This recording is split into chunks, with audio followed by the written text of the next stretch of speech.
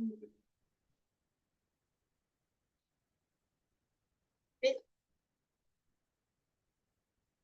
गया 2 जून 8:50 yes.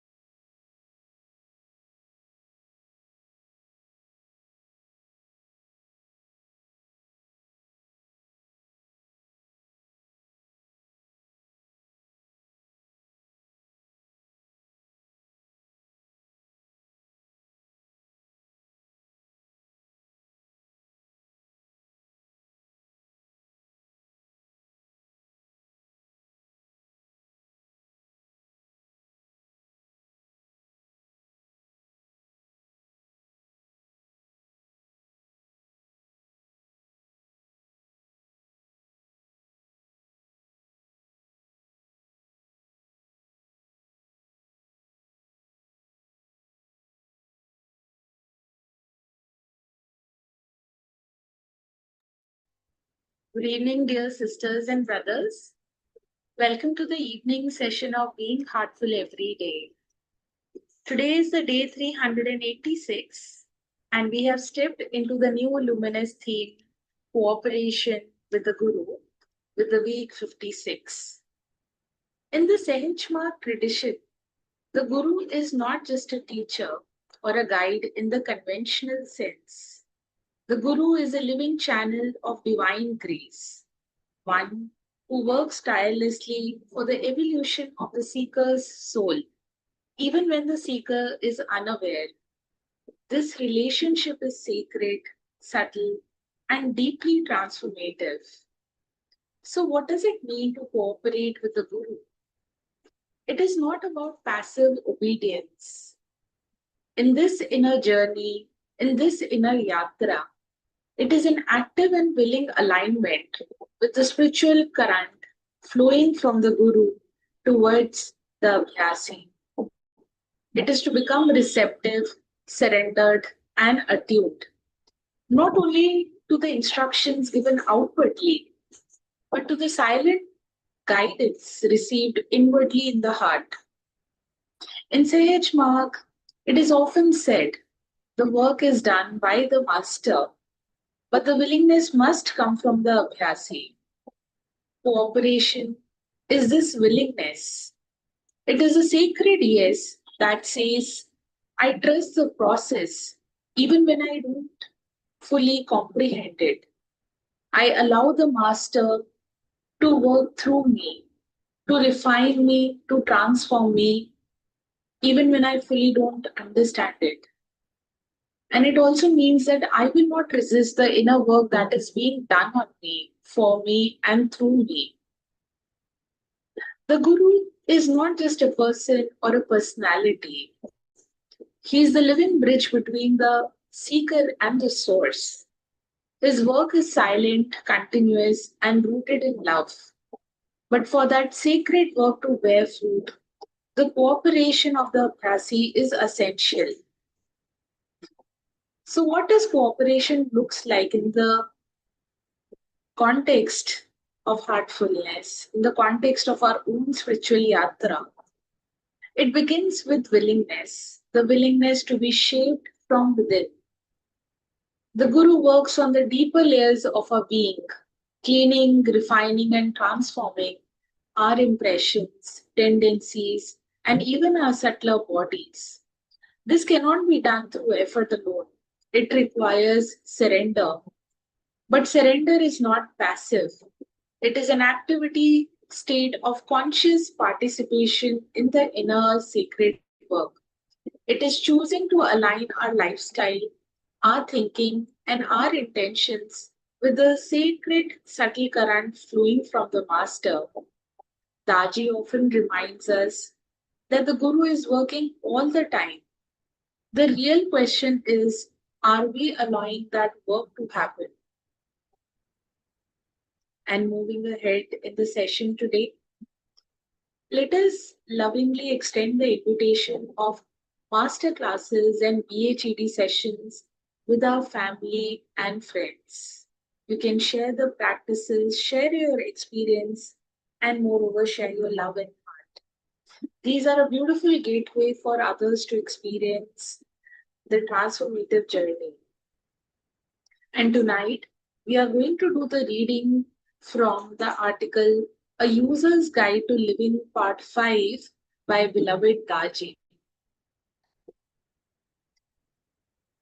Daji continues his series on everyday living, introducing the fourth universal principle of the user's guide to live simply, to be identical with nature.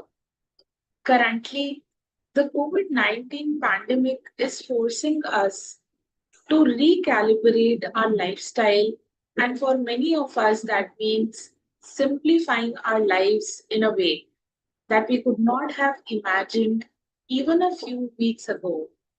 This fourth principle will help us to visualize our way forward and be creative in the ways we adapt to current circumstances. Learning to simplify life, the two wings of a bird. Before moving to the fourth principle, let's pause for a moment to see how far we have come. In the earlier articles of the user's guide, we explored principle 1, 2, 3 about the spiritual practices of meditation and prayer and the ultimate goal of existence. The remaining 7 principles cover other aspects of daily life relating to activities and interactions with others. Authentic progress includes both the worldly and the spiritual dimensions of existence because they are not separate. And Babuji uses the analogy spirituality and materiality are like the two wings of a bird.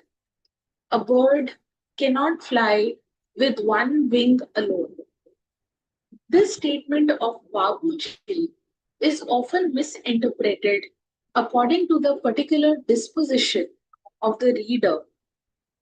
For example, some take it to mean that material success and spiritual success coexist so that they can conveniently justify their material desires, pleasures, and indulgences that are not in tune with spiritual progress. Some go to the other extreme, diving into spirituality in order to escape the human side of life, believing that their God or Guru will somehow wave a magic wand and come to the rescue whenever there is a problem.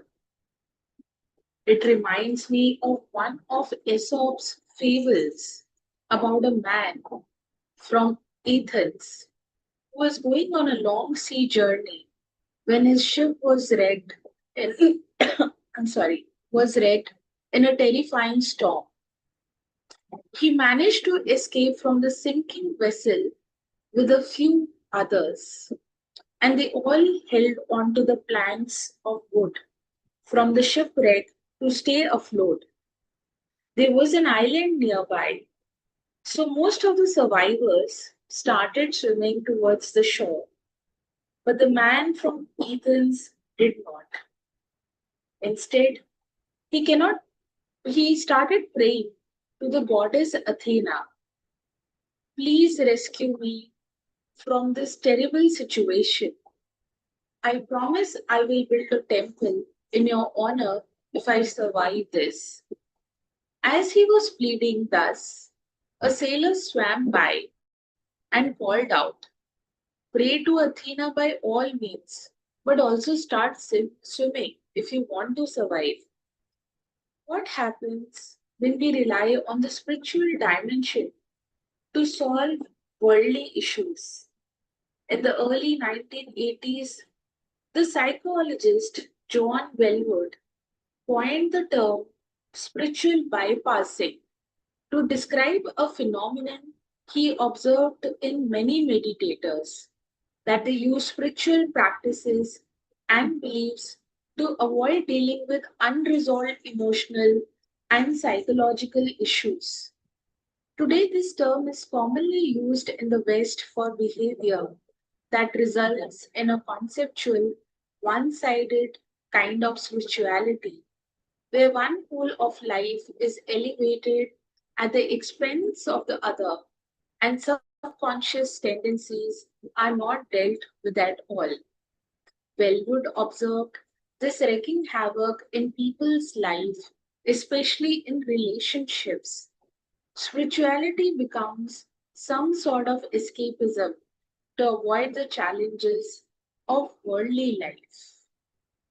Dear sisters and brothers, let us set aside the reading for a moment and let the sense of these words ripple through the silence of our being, and gently prepare yourself to offer the universal prayer. With humility and devotion, let us now come together in offering the universal prayer. All brothers and sisters are being filled with love and devotion, and real faith is growing stronger in them. सभी भाई बहन प्रेम और भक्ति से भर रहे हैं और उनमें सच्ची श्रद्धा दृढ़ होती जा रही है।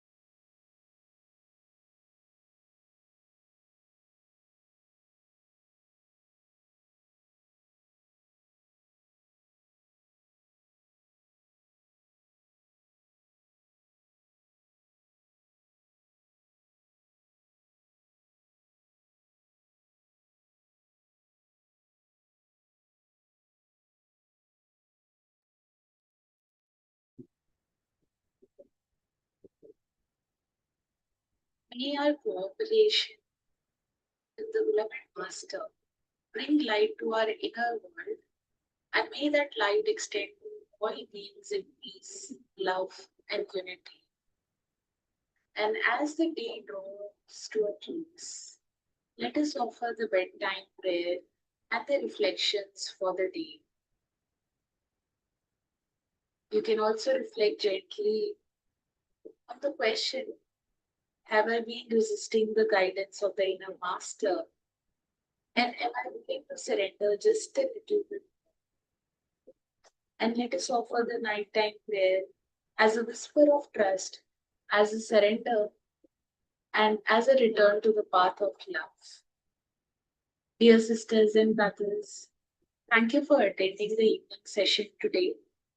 And as we begin this new exploration of cooperation with the Guru, may we walk gently with reverence and sincerity. This is not just a theme to be understood, it is a truth to be lived. It is a relationship to be nurtured. And we look forward to seeing you tomorrow for our morning session at 6 a.m.